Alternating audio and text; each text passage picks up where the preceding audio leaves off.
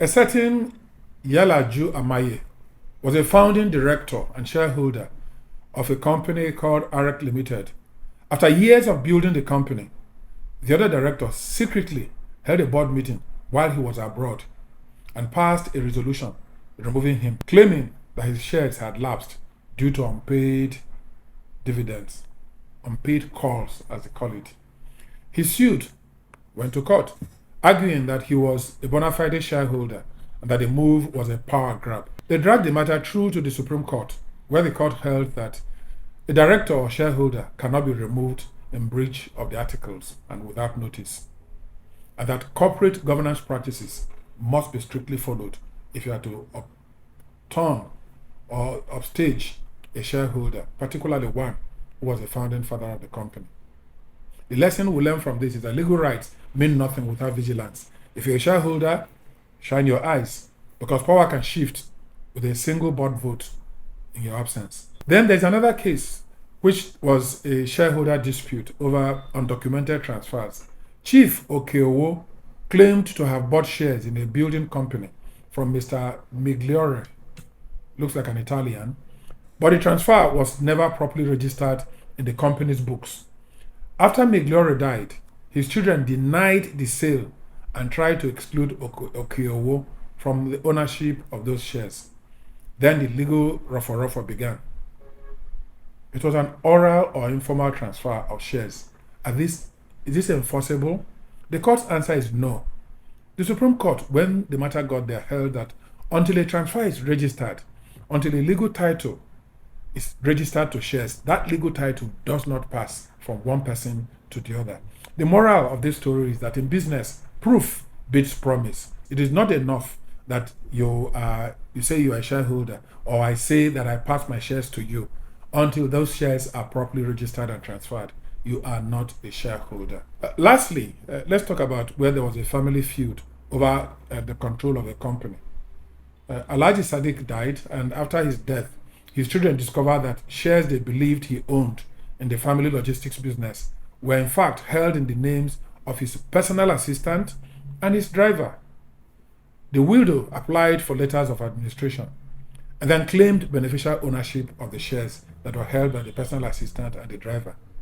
The board of the company resisted this move, but evidence showed that the deceased person funded the company and the purchase of those shares. Witnesses confirmed that the nominees acted only on his instructions, but the Corporate Affairs Commission records didn't reflect him as a shareholder. The court's verdict was quite interesting and heartwarming. It held that despite not being on record, the court acknowledged their beneficial interest, that is the beneficial interest of the man and his wife, and held that the estate was entitled to claim the shares. What we take from this is that nominee arrangements can be tricky. It could go either way. You could succeed in upturning it if there is proof that the person was just a nominee and not a beneficial owner of the shares. But note, too, that the proxies, that is the driver and the personal assistant, had the share certificates, but the mere possession of the share certificates wasn't enough to establish proprietary right or interest. Each case differs, but it is important to avoid inheritance wars over shares. And the way to go about this, to avoid this, is first, document shareholding properly and make sure you update the company register and issue shares certificates at when due, and be sure that you have the right certificates. Secondly, avoid oral promises. If shares are held in trust, prepare formal declarations and make your intentions clearly known. And be certain to draft robustly worded wills and trusts that clearly address your corporate interests. If you have shares, state clearly what is going to happen to them. Or in most cases, make use of trusts. And both of them together actually work the best. And then use succession planning tools, such as holding companies, family trusts, and shareholder agreements. Maintain internal governance records, which includes board resolutions, board minutes, transfer registers, and be sure that these are clearly documented, dated, signed when there is need to do so. And for this to be effective, be sure to utilize the services of competent solicitors who can ensure that your silent or secret interests are well secured and shielded for your descendants. In Nigeria, some of the fiercest inheritance disputes arise not over land or cash, but over ownership and control of company shares, especially in family owned or closely held businesses. With the rising tide of high value corporate estates, succession wars have emerged among children of different wives, siblings, stepmothers, and even among surviving directors. Many of these conflicts cripple the companies involved, sometimes irreversibly. And this is avoidable because when you're facing high cost of production, exchange rates that are exorbitant, you should have make sure that your company can run without squabbles. Fortunately, Nigerian law provides several legal tools and corporate structures that can be employed before death to prevent this succession crisis. We're going to be talking about this in some of the editions to come.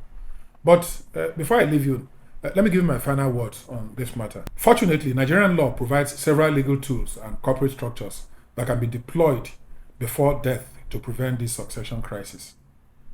We have spoken about a few of them, but we're going to devote a whole episode to talking about business succession planning.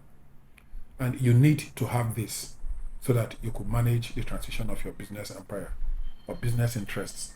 My final words. This episode outlines the legal strategies, the instruments, and case-guided mechanisms that business owners can adopt to safeguard company shares from posthumous family feuds.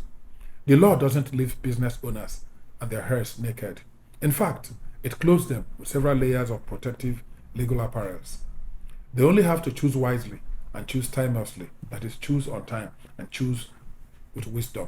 They must take well-advised, legally sound steps to secure their shareholding and design the transmission of such shares so that when they move to the great beyond, their businesses or assets or wealth will not go with them, leaving their family in quandary. Silent shares could become shouting matches in courtrooms if not handled right. Today's stories show how families may lose millions and sometimes entire businesses because of poor planning, because of greed or lack of documentation. Be wise. Do not be like one of them. It's a good time to go. Next week, we'll take deep dive into what we started today. We've laid foundation for how you protect your shares. Next week, we'll talk a lot more about how you make succession planning and prepare for the inevitable. Until then, stay informed and be empowered. And please, by all means, be good to your family. My name is Chu Machinye, and I am your family lawyer.